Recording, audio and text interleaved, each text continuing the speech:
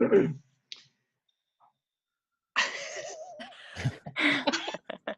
gotta stop looking at you guys. Yeah, we're all looking at you. You're doing great. All I see is like. Let's all make really weird faces. Yeah, I know. Thanks. All right.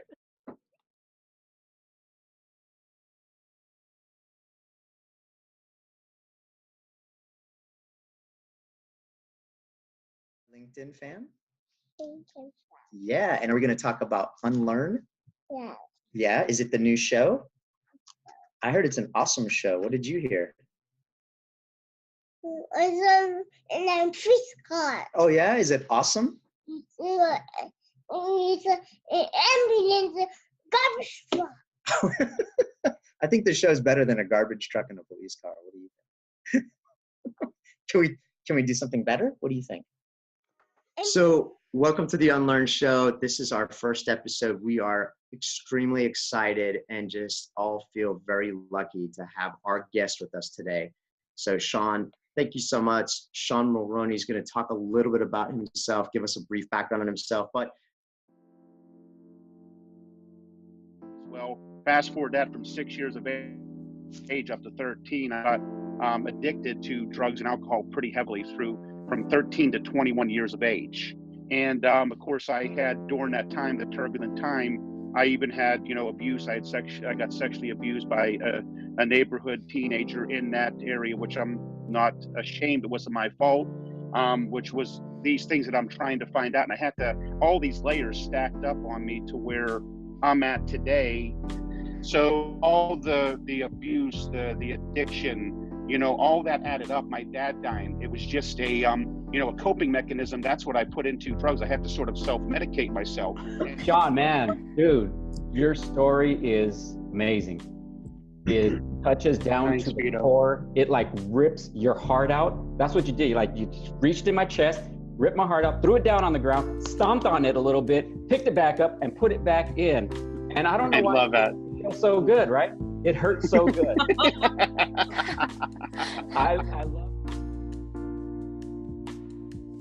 I've witnessed a lot of hate. I've witnessed a lot of darkness, just negativity, and really for no reason. Like I've seen my mom go from having absolutely nothing to living in a $500,000 home to losing it, and then trying to go back and get that again. My brother in 2010 came out as the first openly transgender athlete, Division I athlete in the world, and he was featured in like ESPN, MTV. My dog's getting up from the table again. MTV, 40 Under 40, like all these different publications and shows. But like he was kicked off his team, and like he was called a tranny and like a faggot, and would have to have security when he went into bathrooms, and just so much hate and negativity. And I've witnessed so many amazing, epic people that face things like that, and they can't be successful because of, they think that they can't be successful because of things like that. So my mission in life is just to help epic people do epic things.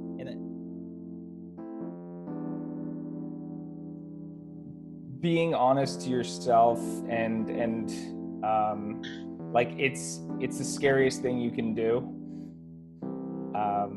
I think we all know where that pain and that dull ache comes from.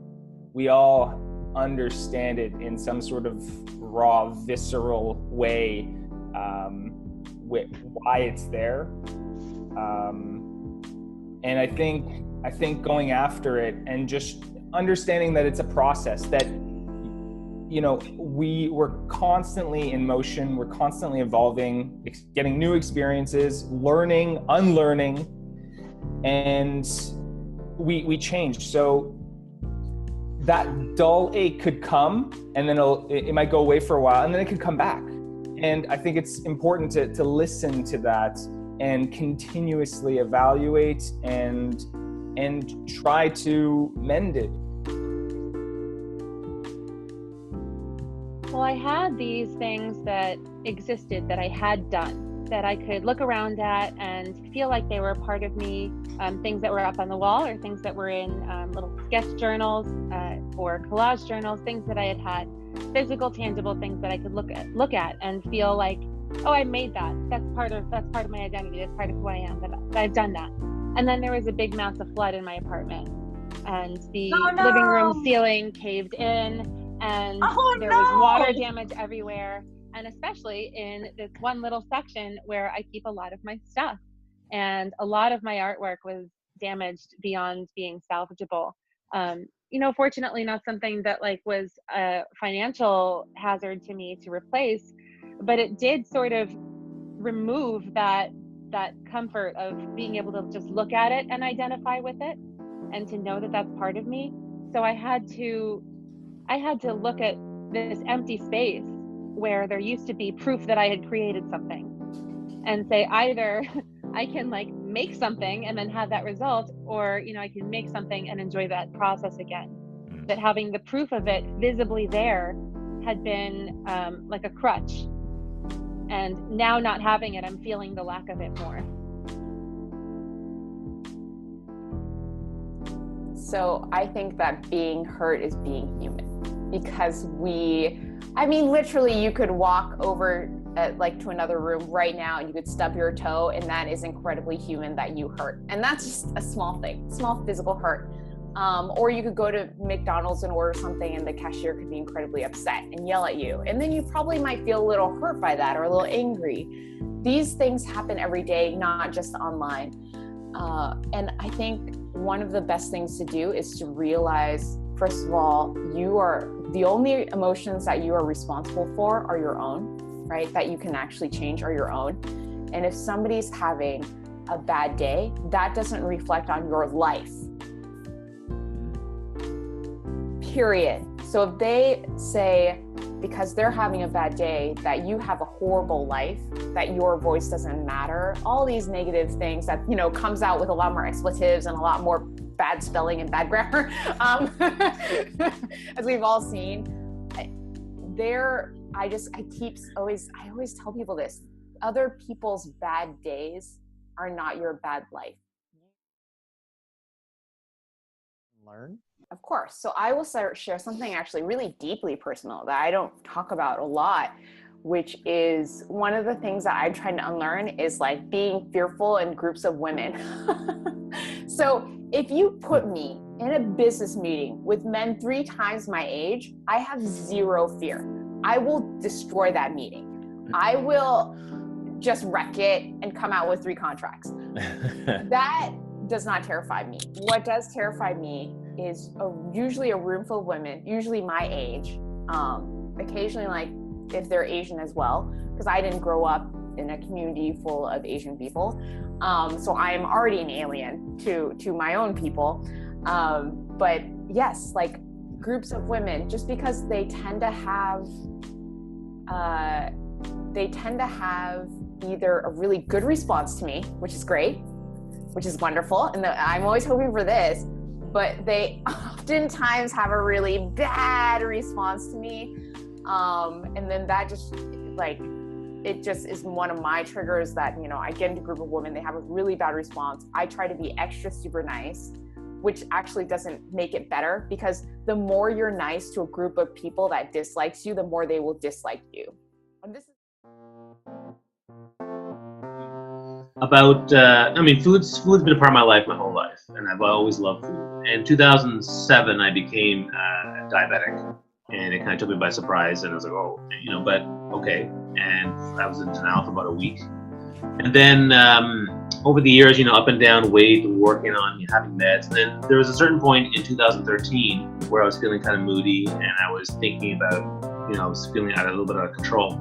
And I remember I dropped my daughter off for music class, and I started typing this post called "What the F is Wrong with Me?" And I talked about the 5 things where I was lying about. I admitted that I was a binge eater. I admitted that I lied about having meals before and not telling my wife and my kids that I was actually having full meals before they came home, and then having dinner a second time with them.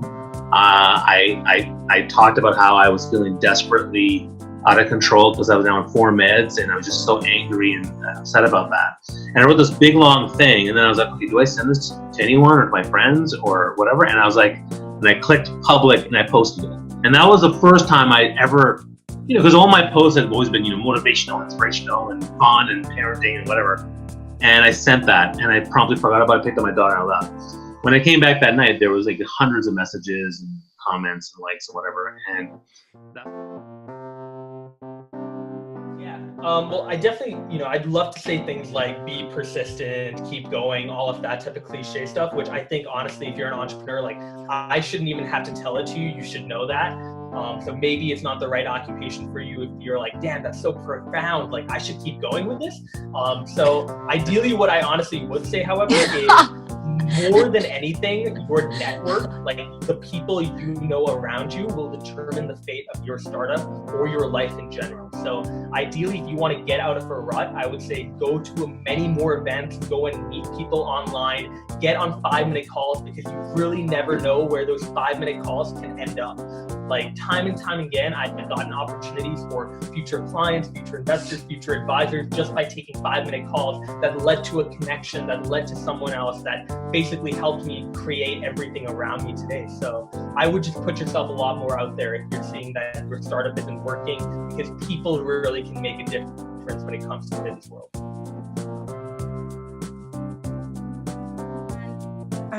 I was hopeless, and that started to eat at me mentally, and along with physically, right? I felt like I couldn't be the mom that I needed to be. I couldn't be the spouse that I needed to be. And I couldn't be the daughter. My mom and dad were devastated by my condition, my worsening condition, and they just wanted to help. They just wanted to make everything better. And seeing the reaction of everybody I love around me almost feel worse for me than I felt about myself killed me inside. That is what made me so power and sad. And I didn't want them to feel like that anymore. So it was my choice to fight or flight, right? And I decided to fight like crazy. And too often, I've only written about it vaguely, what happened 5 years ago when my life imploded, when I was unemployed and unemployable. And it was surrounding a whole bunch of resentment and bad habits. The main source of strength, and this is still absolutely true today, is change for me only comes out when other humans are intimately involved in the dark, bad, ugly, messy stuff in my life. If I'm only as healthy as my secrets. Right? That's a phrase that I learned early on in this 5-year process, which is painful and uncomfortable, but a beautiful way to live. Like, I experience more freedom. I unlearn the things that are holding me back only when I'm really honest about how bad I'm doing.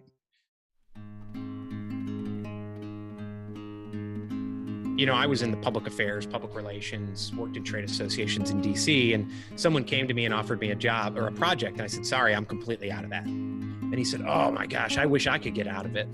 Then I talked to someone else, a former client. He's like, I would quit here if I could, but I can't because my salary's at X. And I hear that over and over. I would if I could, but I can't, as if everything in your life isn't a choice. And I think people have to realize that before they can move forward. I had a situation where someone, and I won't get too detailed for that I don't get in trouble, but they were talking about a person that we both know who had made a series of, 1,000 bad choices in his life to get to a point where he's at now. He started to turn it around, but then things happened, right? There was a natural disaster, some things happened, and the other person I was talking to said, he's just got such bad luck. He just tries things in bad luck. And I didn't say anything at the time, but it's like, well, no, there was a series of 1,000 bad choices that led him to this point. You might need 1,001 good choices to offset that. Maybe you need 10, but it's not luck. Saying that competition isn't my strength. Like, I'm not looking to compete. I'm really looking to collaborate. I'm looking to act as a platform for other people, and that's really where I do really, really well. And that's where I shine, and that's where I think I've been able to find my passion. So that's something I had to learn very, very actually recently. And since I've unlearned it, I found my stride in life. I swear to you, and it's made me a better person to people, and I think a better person to become.